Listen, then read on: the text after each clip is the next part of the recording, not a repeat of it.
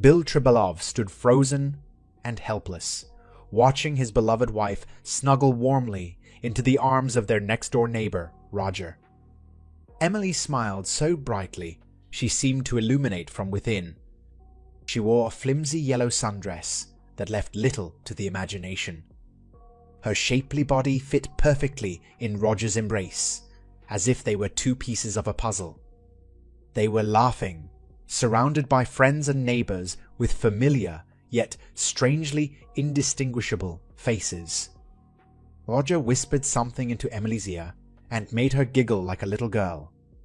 She gave him a playful slap on his shoulder and then raised herself on the tips of her toes to give him a kiss. Bill opened his mouth to scream, but no words escaped. He struggled to breathe. It felt as though he were underwater. He began to panic and could feel his chest tighten and his pulse race. Roger looked right into his eyes and acknowledged his presence with a wicked smile. He winked and kissed Emily again, right there in front of all their friends and neighbors. This time, as he kissed her, his tongue protruded grotesquely from his mouth, and his hands boldly explored her body. He lifted the hem of Emily's dress, exposing her naked buttocks to the warm summer air, and squeezed her firm cheek with his finely manicured hands. She responded with a playful coo, and returned his kiss to him with gratuitous lust. Roger broke from their kiss and directed his eyes toward Bill once again. This time, his smile contorted into laughter. He pointed a finger at Bill, and all heads turned to follow the path in his direction. The surrounding audience erupted into raucous laughter. Several laughed so hard they spilled their drinks. Even Emily failed to hide her laughter behind her dainty hand. Bill followed the gaze of the crowd and lowered his head. He was naked. He awoke, wild-eyed and gasping for air. He turned to the table beside his bed, and the alarm sounded at that exact moment. He shut it off and turned to the other side of the bed. Just as it had been every morning for the past 3 years, it was empty. At first, Emily thought it was just the flu. She began vomiting and couldn't keep down any food or liquid. Then, the constipation began, and that led to bloating and unbearable stomach pain. When Bill found her curled up in a fetal position on their bathroom floor one evening, that's when he finally insisted she go to the emergency room and have someone look at her. When the doctors ordered an ultrasound, the first thought that popped into Bill's mind was that she was pregnant. "I don't want another kid," he thought. "We finally got the other 2 out of the house. I'm too old to start over again." In the years to come, he would spend countless lonely nights reflecting on the selfishness of that thought and berating himself for having it. "There's no reason to panic," the doctor assured them, but the expression on his face indicated otherwise. The doctor described a suspicious area on Emily's ovaries and explained that a laparoscopy would be needed to get a better view of the area. Although his insides churned with concern, Bill maintained a calm demeanor and insisted there was no reason to worry. "We'll get through this," he assured her, gently stroking her hand as she waited to be wheeled away for her procedure. "No matter whatever happens to us, we get through it. Remember when Janie got sick? We thought we'd lose her forever. Remember when we first got married? We lived in that shitty little apartment in that run-down neighborhood." Emily gave him a brave smile. "We didn't have 2 nickels to rub together, and then I made things worse by getting pregnant." "Yes, well, I suppose I had something to do with that too," he responded with a smile. "And you worried that we wouldn't have enough money to raise a child, but I told you it would be okay. I told you I was taking classes at night, and I'd make enough money that you wouldn't need to work and could stay home and raise our baby. Eventually, I'd make enough money that we could move into a nicer place." "And we did," she said, gripping his hand and looking at him through glistening eyes. "You worked so hard and provided for our family so well. I couldn't have asked for a better husband and father for our children." "Well, don't talk as if it's over. There is still a lot more we need to do." "I'm scared, Bill." "I'm scared too. But we will get through this, I promise." While Emily lay in the recovery room after surgery, her doctor marched into the waiting room, wearing that same serious expression Bill had seen before. "A growth was found," the doctor explained, "and a sample was taken. The results would be known shortly, and there was still hope that it was benign. Given her symptoms, however, the doctor added bluntly, you should prepare yourselves for the worst." Bill plodded down the hallway toward the recovery room, the floor barely perceptible beneath his feet, and the walls growing hazy and colorless. The emotion overwhelmed him so suddenly he wasn't prepared for it. He quickly made a detour to the nearest restroom, entered the stall furthest from the entrance, locked the door, and collapsed to the floor. He had been taught to believe that real men don't cry, but for the first time in his adult life, he wept like a baby.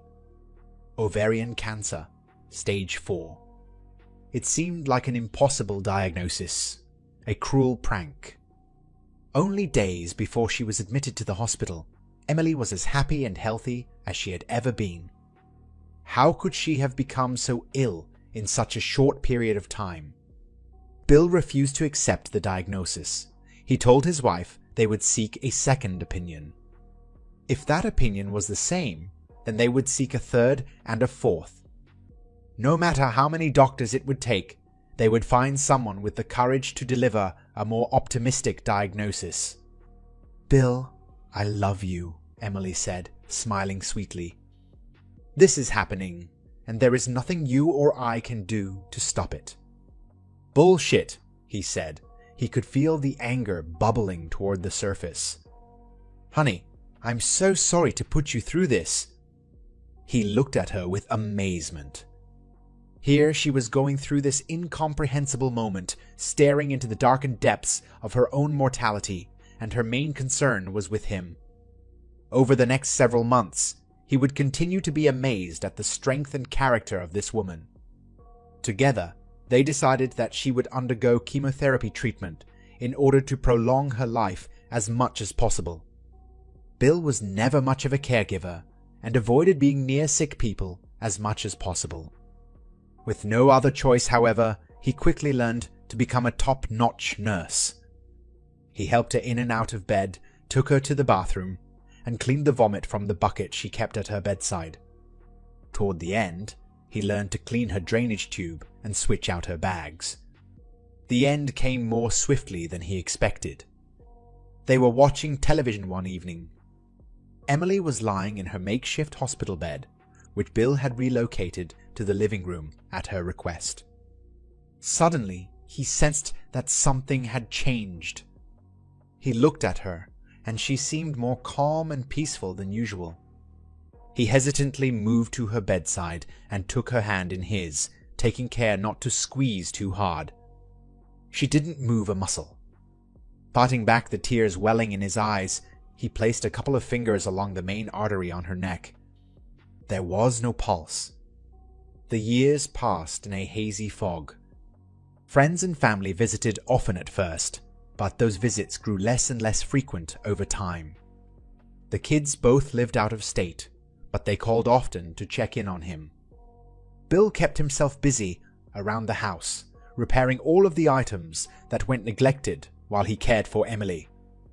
He found that as long as he kept his mind busy, he could avoid thinking of her. It wasn't that he didn't want to think of her, but he found that when he did, it would incapacitate him for hours.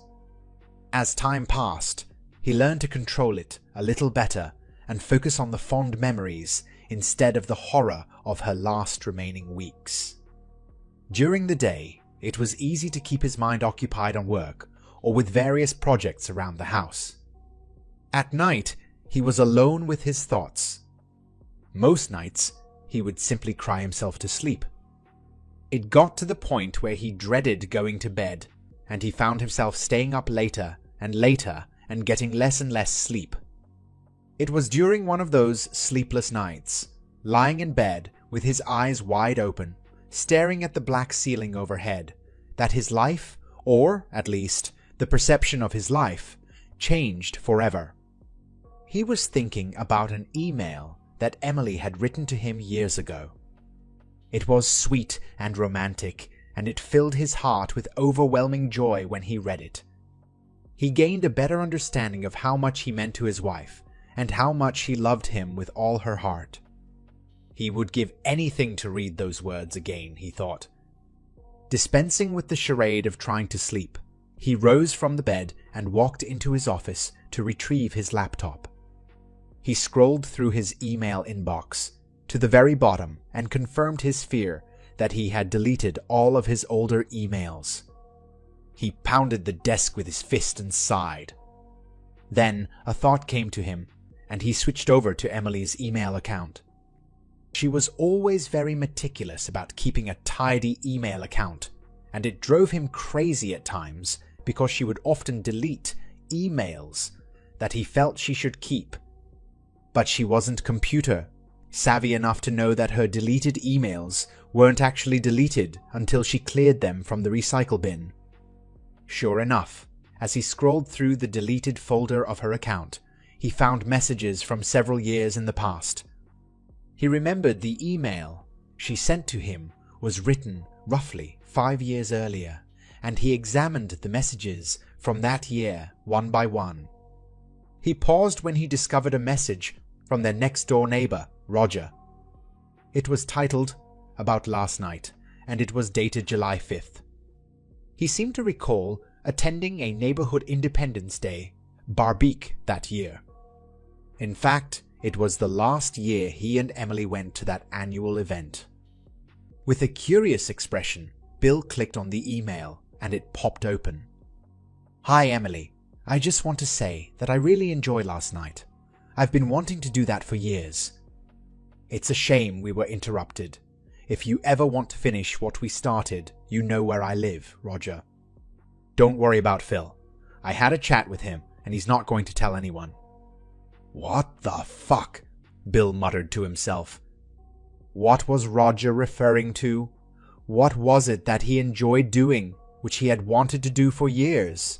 What did he mean by finish what we started? And what did Phil have to do with it? Bill had never considered the remote possibility that Emily had ever been unfaithful during any of their 25 years together. She was as devoted as anyone he knew. Sure, they went through a bit of a rough patch, as every married couple does, but their relationship was rock solid. Then again, he remembered Emily was drinking heavily that night. She wasn't normally a drinker, but on that particular night, some of the neighbors brought a homemade concoction that Emily found irresistible, and she went a little overboard. When she suggested they make other plans for Independence Day in the years that followed, he assumed she was embarrassed about being so drunk in front of the neighbors, but maybe there was another reason. He briefly searched for a response to that email, or any other emails from Roger, but found nothing. He shut down the email program, and the desktop wallpaper portrayed the smiling face of his beautiful wife on her 30th birthday. He stared at the photo with a fresh perspective.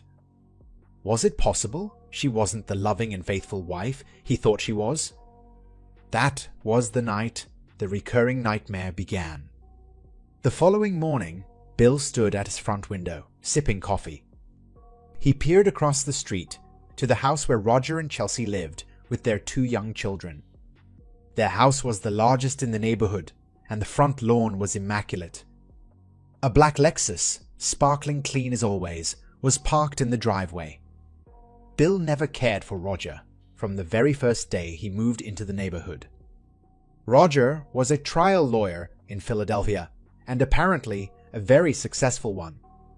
He was the kind of guy who pretended to be humble, while at the same time taking every opportunity to let you know that he was better than you in every way. He was more handsome, fit, made more money, took better vacations, owned a nicer house and a nicer car, and married a more beautiful woman. His wife, Chelsea, was a typical trophy wife. She was several years younger, with long blonde hair, huge fake tits, and a fake tan. Practically everyone in the neighborhood suspected that Roger habitually cheated on her, but she was too stupid to realize it. Their kids were spoiled rotten and were handed everything they ever wanted. The plan was to sip his coffee and watch for Roger to leave the house. Bill would confront him with the email, and if the suspicions were true, knock out a few of the asshole's pearly white teeth. As he sipped his coffee, though, the holes in that plan became evident. Roger would simply deny any wrongdoing. The email was vague enough that it could be interpreted any number of ways, and he was skilled enough with words to spin it any way he chose. Even if he confessed, and Bill knocked him out, Roger would sue him in a heartbeat, and the prick would own 2 homes in the neighborhood. Bill finished the last of his coffee, just as Roger emerged from his front door, wearing an expensive-looking suit. He strutted to his Lexus, slid behind the wheel, and backed out of the driveway. Bill followed the path of the car as it sped down the road and noticed Phil standing in his front yard, watering his plants. "That's the ticket," Bill muttered under his breath. Adrenaline surged through his veins as he quickly strode toward Phil's house. Phil turned just as Bill reached his driveway, and he smiled and waved. His smile faded, though, when he noticed the expression on Bill's face. "Everything all right, Bill?" Phil asked. "No, not really," Bill responded. "I have a question for you." "Well, okay," Phil said hesitantly. "Why didn't you tell me Roger was fucking my wife?" All of the blood from Phil's face faded to white, and his jaw dropped open. He took a step backward and nearly stumbled over his hedge. "What? How?" "Shit, Bill. I didn't want to stir up any trouble, that is all." "When did you find out?" "Just now," Bill said. "Oh, shit," Phil said, lowering his head. "I'm sorry, Bill." "Why don't you tell me what happened?" Bill asked. "Listen, Bill, it was a long time ago, and Emily, she's gone now. There's no need to dig up." Bill took a step toward Phil. His eyes bore a hole straight through him, and he jabbed his finger toward his face.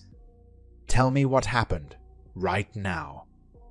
"Okay, fine," Phil said, raising his hands in defense, "but I really think you're making a mistake digging this up." Bill stood motionless and patiently waited, while Phil took a deep breath and shifted nervously. He looked as if he was about to puke. "It was at that 4th of July party a few years ago," he began.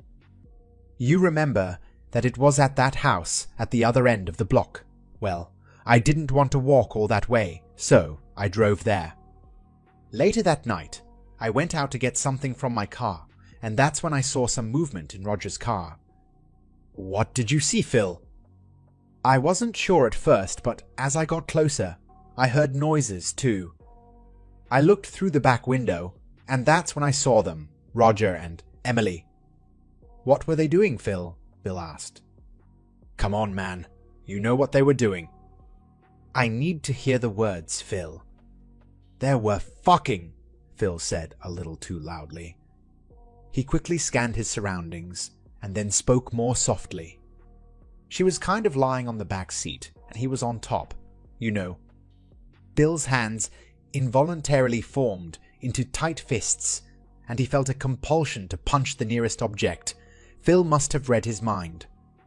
"Hey man, you asked for this," Phil said, still raising his hands. "I didn't want to tell you." "Yeah, some friend you are," Bill spat. "You've been keeping this secret from me for 5 years. I didn't think it would do anyone any good. It's not my business to get involved. I know that Roger had a little chat with you afterward. Let me guess. Did he offer you free services from his law office in exchange for your silence?" "Jesus, Bill. What kind of person do you think I am?" "You know what, Phil?" Bill said, backing away. I don't know what kind of person anyone is anymore." Emily dropped to her knees and ran her hands down Roger's khaki shorts. She started giving him a blowjob in public. She smiled and cooed at him. She purred, "is this all for me?" While Emily continued bobbing her head along his stiff and massive pole, Roger raised an imported beer in Bill's direction and nodded. The other neighbors turned to face him, all wearing the same devious grins. The nightmares always ended the same way, with the neighbors all laughing and pointing at Bill as he stood naked and frozen on the spot. How many of the neighbors were in on this secret? How many of them were laughing at him behind his back, just as they did in the dream? Everything he thought he knew about his wife and his marriage was a lie. She was nothing but a filthy, cheating whore, and their marriage was a complete sham.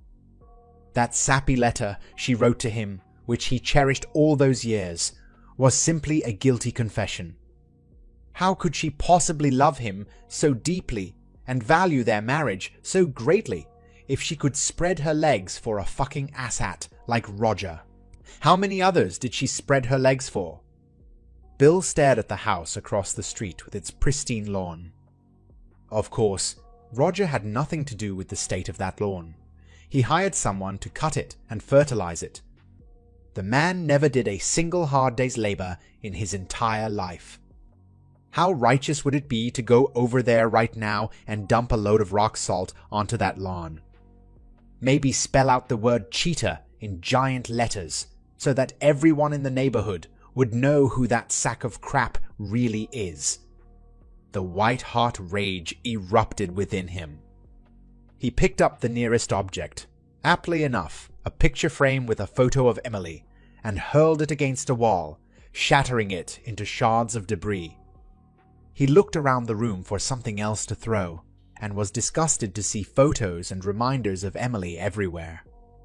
He stormed down to the basement and emerged with a large container, which he filled with every item he found that reminded him of her.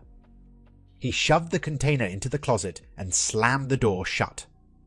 Breathing heavily, he sunk into his favorite recliner and cracked open a beer. Revenge had replaced grief as his newest, all-consuming obsession. Roger could simply not be allowed to get away with what he did. He deserved punishment, and Bill would be the one to deliver it. Roger needed to know what it felt like to be humiliated. He needed to suffer loss, as Bill had.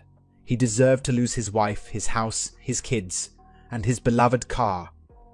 Everything that mattered to him needed to be ripped away from him. It took several days for Bill to devise a plan. It took several more to find just the right woman to execute this plan. Once he found her, he met her at a coffee shop to ensure that she was the right fit and that she was willing and able to follow orders. Money was no object, and he paid her handsomely. After days of planning, the day of reckoning finally arrived. His heart beating rapidly, Bill knocked on the door across the street. Chelsea answered, looking perplexed. "Everything okay?" she asked sweetly. "Everything is fine," Bill said, "but I need you to come with me. There is something I need to show you." "What is it?" she asked, looking worried. "It's something of great importance to you," he explained. "That's all I can say right now. Just come with me, please." She continued to interrogate him as they drove the short distance to the country club, but Bill was steadfast in his refusal to answer her questions. He almost felt sorry for her. However, she deserved to know the truth as much as he did. He pulled into the parking lot of the country club, and Chelsea suddenly looked panic-stricken. "Why are we here?" she asked. "Is something wrong with Roger? You know he's playing golf here today?"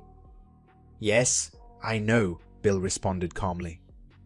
He looked at the time on the dashboard. "Come with me," he said, exiting the car. He led her, on foot, around the side of the country club and through a short path through a wooded area to an adjacent lot. It was empty with the exception of one lone car parked at the furthest end. "That looks like our Lexus," Chelsea stated. "Why is it parked way over there?" "Let's have a look," Bill said, doing his best to suppress a smile. As they approached the car, Bill slowed his pace, allowing Chelsea to move ahead of him. He reached into his pocket and extracted his cell phone, swiping it to switch to its camera, and then swiping again to switch to video mode. What was about to happen would be so righteous that he knew he would want to relive it again and again. Chelsea approached the car with apprehension. When she was close enough to see what was happening in the back seat, she gasped loudly, and her hands covered her mouth. She stood for a moment, frozen on the spot. Then she lunged toward the handle of the back door and swung it open with force. "You fucking son of a bitch!" she screamed. She leaned into the back seat and pounded her fists into Roger's torso, while he raised his arms in defense. She continued to shout and punch, and then emerged from the back seat with a handful of clothing. She slammed the door with a kick of her foot. Her face was streaked with makeup, and her normally perfect hair was a tangled mess. Roger emerged from the other side of the car and looked around furtively before he scurried around the back of the car. "Give me my clothes," he shouted at his wife. He was completely naked, and his hands covered his private parts. "Fuck you," Chelsea shouted, and she ran around to the front of the car, still holding the bundle of clothes. "I'm not joking, Chelsea," he screamed. "Give me my fucking clothes." "Fuck you," she shouted once again. He chased her around the car for 2 laps, while the half-dressed woman in the back seat quietly slipped away and ran toward Bill. Roger stopped on the passenger side of the car, and Chelsea glared at him over the roof. "Chelsea, please give me my clothes," Roger said in a calm voice, "and we can talk about this." With one swift move, she opened the door, tossed the clothing inside, and slid behind the wheel.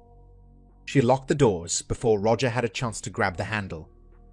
She looked at her husband with mascara staining her cheeks, thrust her middle finger in the air, and drove away with the tires squealing against the pavement. Roger stood in the middle of the parking lot, wearing only a dumbstruck expression. "Chelsea, you fucking bitch! Get back here!" he screamed in a high-pitched voice and hopping up and down with one of his hands still covering his genitals. For the first time, Roger seemed to notice Bill. It took him a moment to process who it was, and another moment to realize that he was being recorded. "Bill, what the fuck are you doing here?" he asked. "Turn that fucking camera off. In fact, just give me the phone." He thrust his hand out, as if he were a school teacher demanding her student to spit out his gum. "You're fucking crazy if you think I'm giving you my phone," Bill laughed. "Give me the fucking phone," Roger screamed in the same high-pitched tone. "I'm telling you right now," Bill said, pressing a button on the phone and placing it in his pocket. "If you take another step toward me, I will knock you the fuck out." Roger stopped in his tracks. He looked past Bill to the woman hiding behind him. He appeared to be gripped with panic and confusion, and his eyes welled with tears. "Why?" Roger asked. "You know goddamn well why," Bill said. He took the woman by the hand and led her back to the main parking lot. Roger remained frozen on the spot and stared into the distance. "Here's the other half," Bill said, handing a thick envelope to the woman once they reached his car. "Thanks," she said. "I have to say, that was way easier than I thought it would be." "Seducing him, you mean?"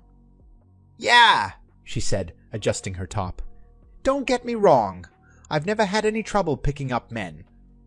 "Well, you're his type," Bill stated. "And how do you know that?" she asked playfully. Bill turned to her. "You look a lot like my wife." "Oh," she replied quietly. "I guess you also knew he wouldn't hesitate to make out in his car, then?" "He's a predictable guy," Bill said with a chuckle. "He seems to have an unhealthy fetish for that car." "So I guess it went the way you expected." "Better, much better than I ever could have expected." They drove in silence for a moment. She smiled. "Okay, but how did you know that he would cheat on his wife?" "Another easy one," he responded. Once a cheater, always a cheater.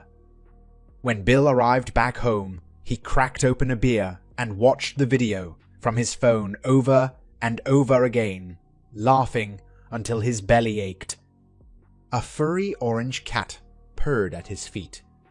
"Felix," he said, giving the cat a scratch behind the ears, "I haven't laughed this hard in ages." If only he could share this video with the world, he thought. He took another gulp of beer and nearly choked on it. "Felix," he said with a wide smile, "we're not done making this asshole pay for what he did." He leaped up the stairs and made a beeline to his office. He fired up the laptop and connected his phone. He created a YouTube account, and within minutes, his video was uploaded for the world to see. He giggled uncontrollably as he captioned it with the title, "Wife Catches Husband Cheating, Hilarity Ensues." Incredibly, within a week, the video had gone viral, with more than 400,000 views. A week later, it had exceeded more than 2 million. Bill's friends on Facebook were sharing the video, clueless to the fact that Bill was the one who uploaded it.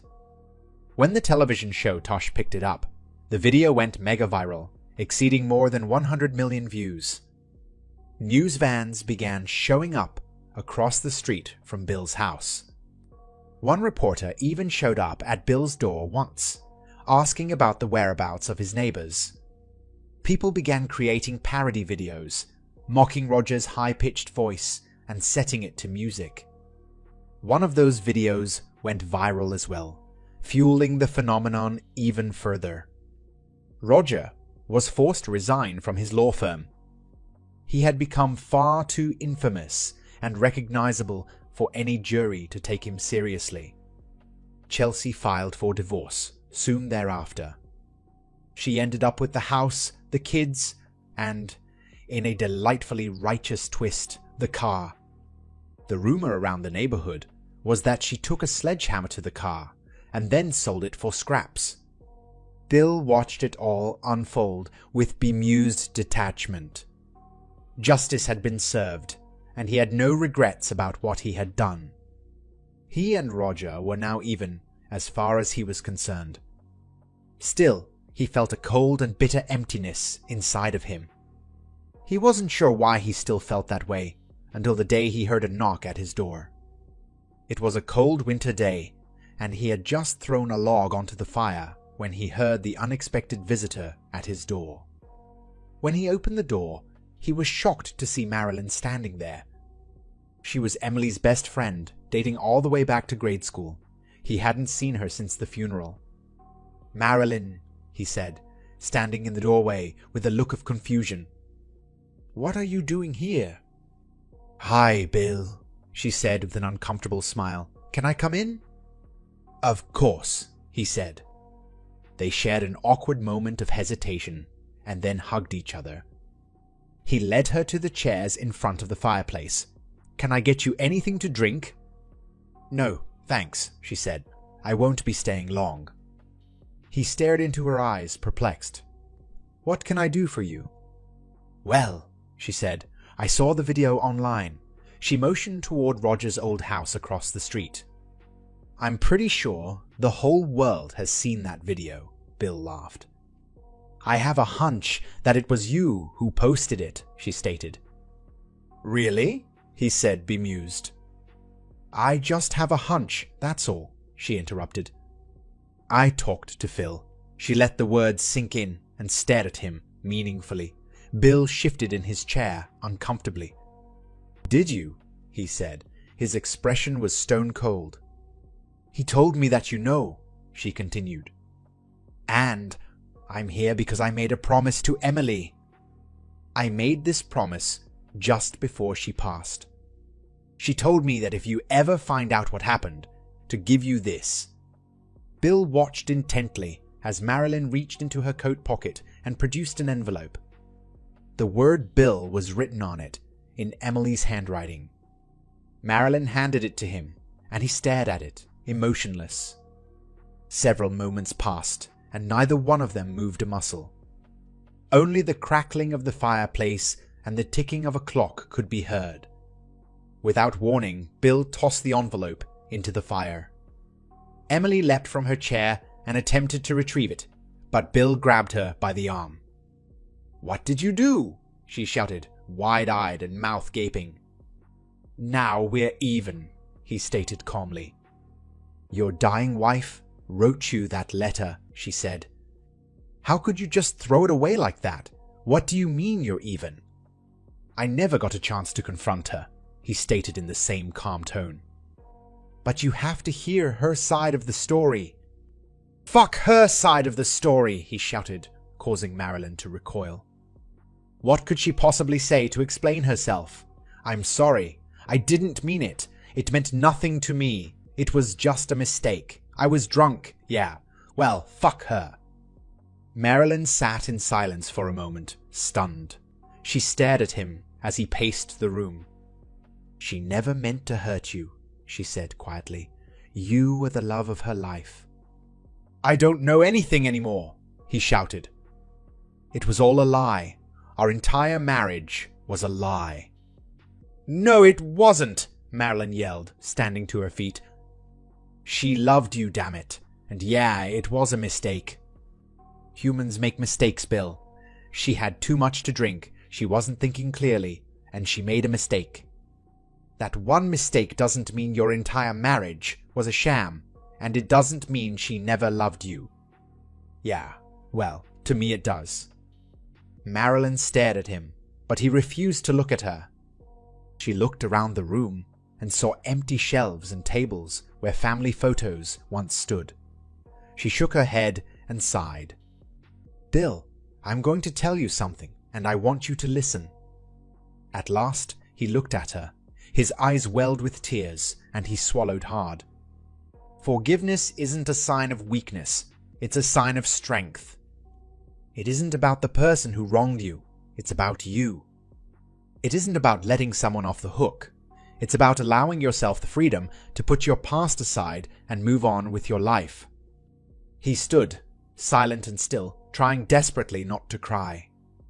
She approached him softly and embraced him, squeezing him tightly. It was springtime when Bill heard that knock at his door once again. Marilyn stood on the front porch, smiling curiously. "Going somewhere?" she asked, motioning toward the moving truck in the driveway. A sign on the front lawn announced that the property had been sold. "Just packing up the last of it," Bill said with a smile. "Come on in." "It looks like I caught you just in time," she noted, motioning toward the mostly empty house. "I just happened to be in the neighborhood and saw the sign and moving van and put two and two together." "You should be a detective," he teased. She responded with a smile. "I'm packing up room by room and this is the last one." "Need any help?" she offered. "No, but thank you. I think I can manage it." "So, where are you heading?" "Florida," he said. "Time to get away from the cold. There's a retirement village where the ratio of women to men is nearly 2-to-1. I like those odds." He flashed her a devilish grin. She scanned the room and paused when she noticed the photo on the end table. It showed Bill and Emily, smiling happily and looking healthy and young. "Well, I'm glad to see that you're moving on," she said with a smile. "I'm happy for you." "Thank you, Marilyn. I decided to follow the advice of a dear old friend."